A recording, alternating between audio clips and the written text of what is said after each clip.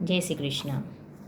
ગુરુ પૂર્ણિમાના દિવસે અમારા ઘરે ભજન હતું અને મેં મારા યોગના બધા જ યોગ ટ્રેનર્સ અને મારા ગુરુકૃપા યોગ કેન્દ્રના ભાઈ બહેનોને મેં ઇન્વાઇટ કર્યા હતા કે તમે બધા જ તમારા સમય અને અનુકૂળતાએ મારા ઘરે આવશો. તો અમારા એક ટ્રેનર છે એ પોતે પણ યોગમાં જોડાયા છે અને હમણાં ટૂંક સમયમાં એમના વાઈફ પણ યોગમાં જોડાયા છે, એટલે પોતે ક્લાસ ચલાવે છે. તો બપોરના સમયમાં એ બેન આવ્યા ઘરે અને જ્યારે બધું ભજન પતી ગયું અને એ જતા હતા ત્યારે એમના હસબન્ડ પણ આવ્યા. એટલે પછી અમે બેઠા હતા અને વાત કરી તો એમને બહુ સરસ વાત કરી કે મારે 5 વાગે ચા પીવાનો સમય, હું ચા પી અને પછી બીજા યોગ ક્લાસમાં જતો હોઉં છું, પણ આજે જ્યારે બેન ઘરે ભજનમાં આવ્યા હતા તો મેં મારી જાતે ચા બનાવી દીધી. એટલે મેં કહું અરે વાહ क्या बात है, आपने अपने आप चाय बना ली. તો કે હા.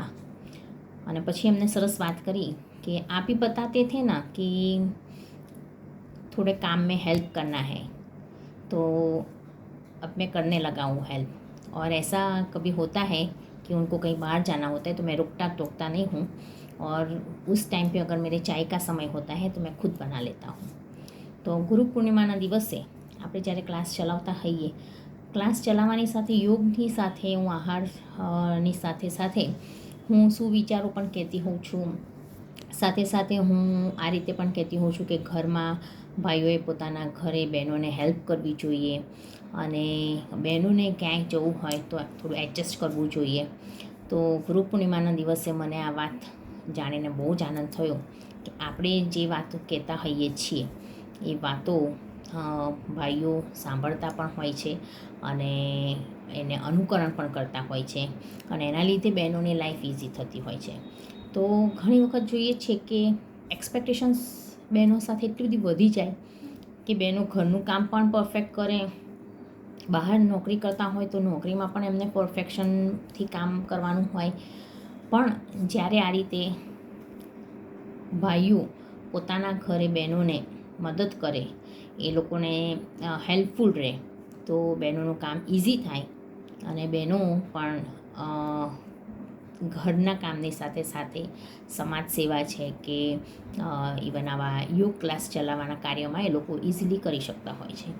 તો મારા યોગ ક્લાસનું એક એ છે કે મારે ત્યાં પહેલેથી જ ગુજરાતીઓની સંખ્યા ઓછી હોય છે અને નોન ગુજરાતીઓની સંખ્યા વધારે હોય છે.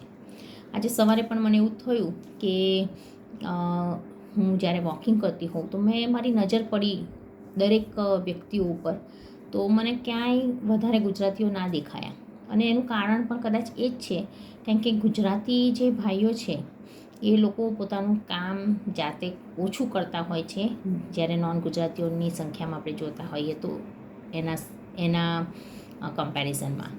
તો આજે આ માધ્યમથી હું બધા જ ભાઈઓને કહું છું કે તમે બધા પણ થોડું થોડું કામ તમારા ઘરે કરાવડાવો, હેલ્પ કરો.